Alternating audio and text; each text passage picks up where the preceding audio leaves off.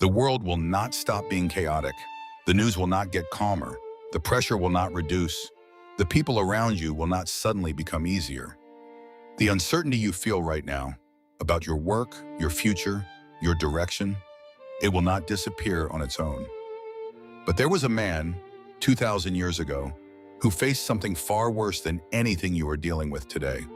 A plague killing thousands daily, wars on every border, betrayal inside his own government, the weight of an entire civilization on one pair of shoulders. And every single night this man sat alone and wrote in a private journal.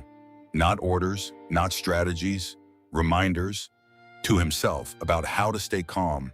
That man's name was Marcus Aurelius, and what he wrote in that journal, never meant to be read by anyone, became one of the most powerful books in human history.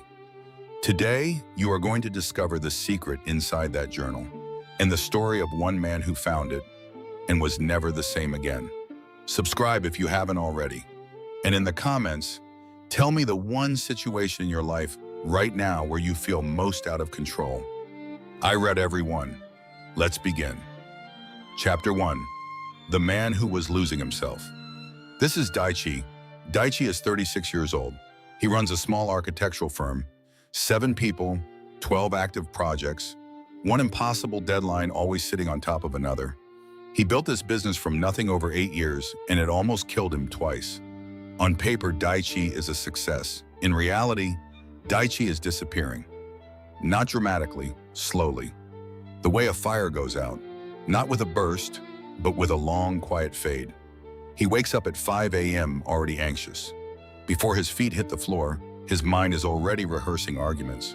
With the client who changed his mind again, with the contractor who missed the deadline, with the partner who questioned his decision in front of the team.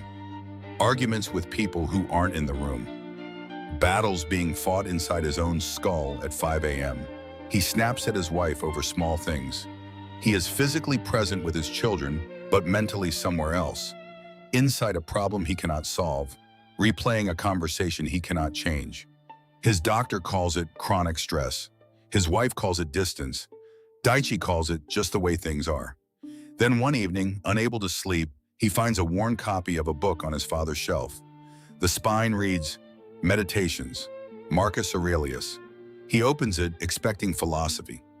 Dry, dense, historical. Instead, on the very first page he reads, and his hands go still. You have power over your mind, not outside events. Realize this, and you will find strength. He reads it again. He stays up until 3 a.m. reading the rest.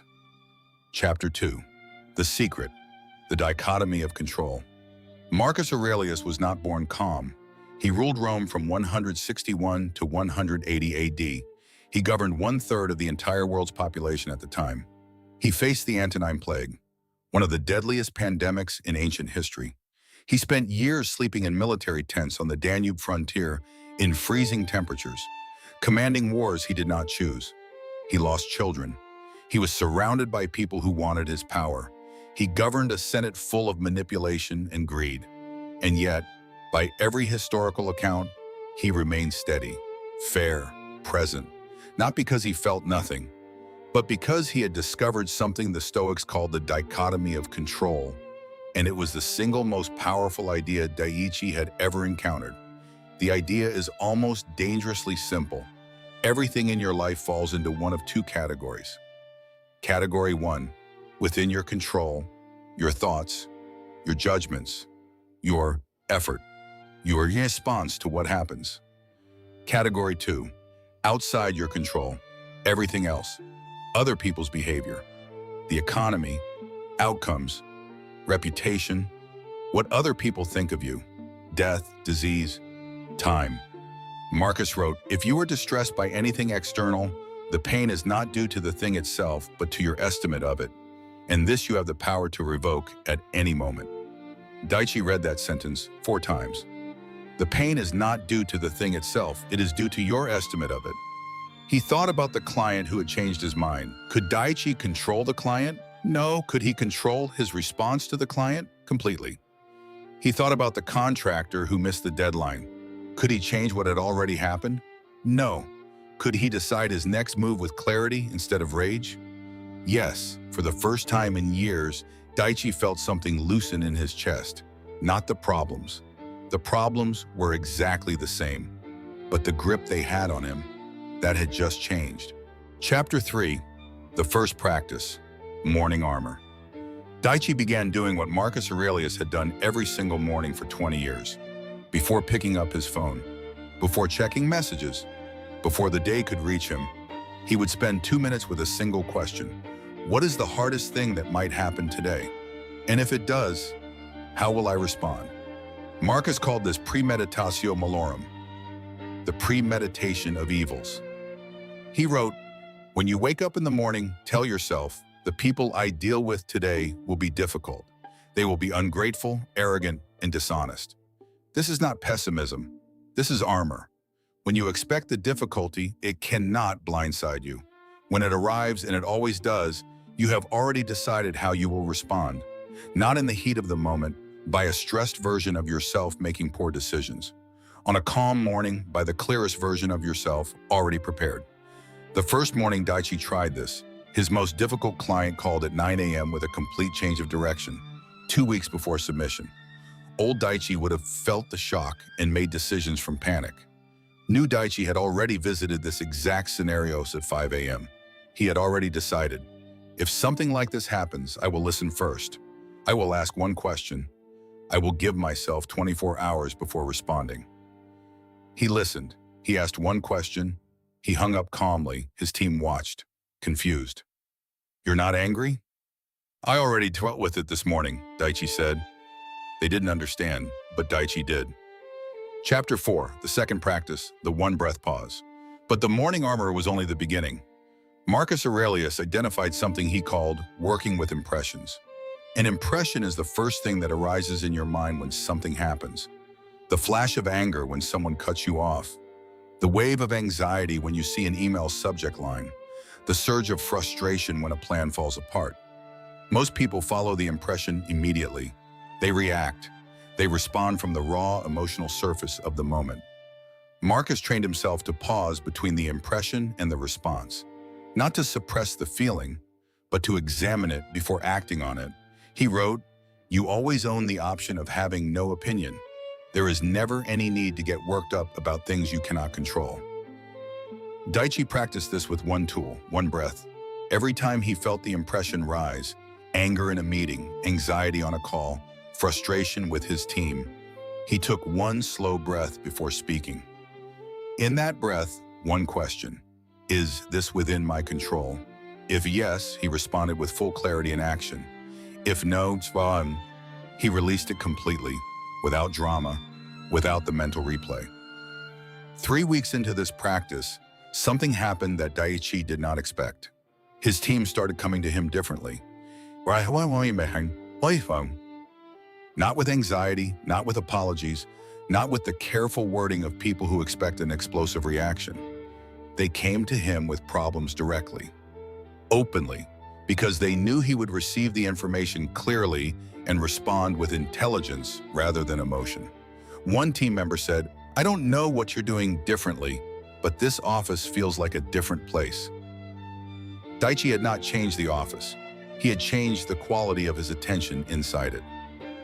Chapter 5, the third practice, the evening review. Every night, Marcus Aurelius ended his day the same way. Not with distraction, not with entertainment, with 3 questions written in his journal. The private document that became meditations. Question 1, what did I do well today? Question 2, where did I lose my composure and why?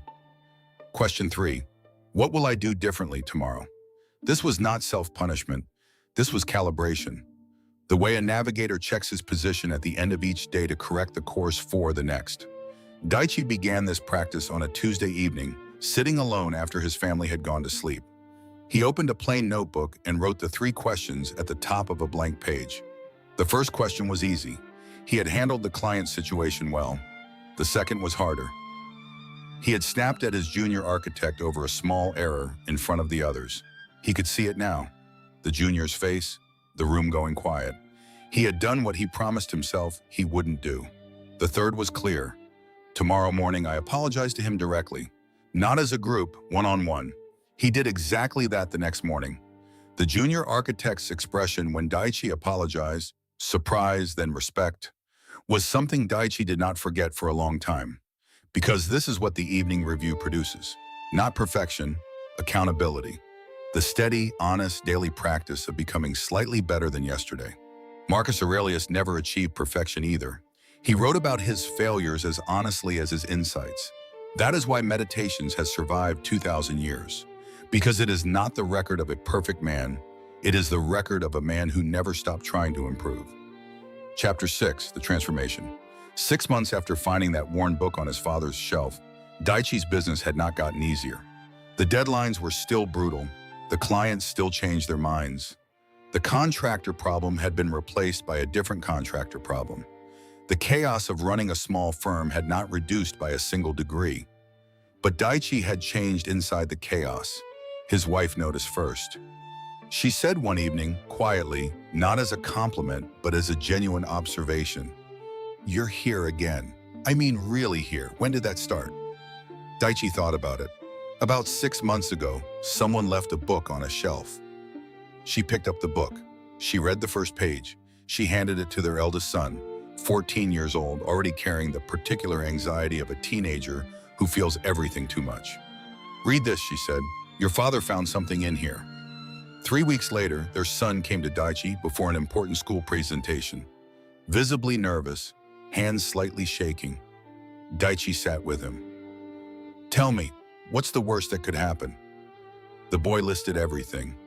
"And if that happens, what will you do?" The boy thought, then answered, "Then you're ready," Daichi said. "You've already been there. Now go and do it." The boy walked into that presentation and did not freeze. That is the real power of what Marcus Aurelius discovered. It is not contained to the person who practices it. It passes forward, silently, through how you show up in every room. Closing. Here is the complete practice. 3 steps starting tomorrow morning. Step 1. Morning armor. Before your phone, before the day. 2 minutes. Ask yourself, what is the hardest thing that might happen today? Picture it clearly. Decide in advance how you will respond. You are building armor, not summoning bad luck. Step 2. The 1 breath pause. When the impression rises, the anger, the anxiety, the frustration, take 1 breath before responding. In that breath, ask 1 question. Is this within my control? If yes, act. If no, release. That is the entire practice. Step 3. The evening review. 3 questions before sleep. What did I do well? Where did I lose my composure and why? What will I do differently tomorrow? 5 minutes. A plain notebook. No audience but yourself. Marcus Aurelius died on a military campaign in 180 AD, not in a palace, on a battlefield. And every account we have of his final days describes a man at peace. Not because his circumstances were peaceful, they were not, but because his mind was. He had spent decades training for exactly this. The obstacle is not the enemy of your progress. It is the path of your progress. Every moment of chaos is a classroom. Every difficulty is training for the version of you that is being built right now. Drop your 1 uncontrollable situation in the comments. Write it down, because naming it is the first step to releasing it. The ancient inner fire does not burn against the wind. It burns because of it. See you in the next one.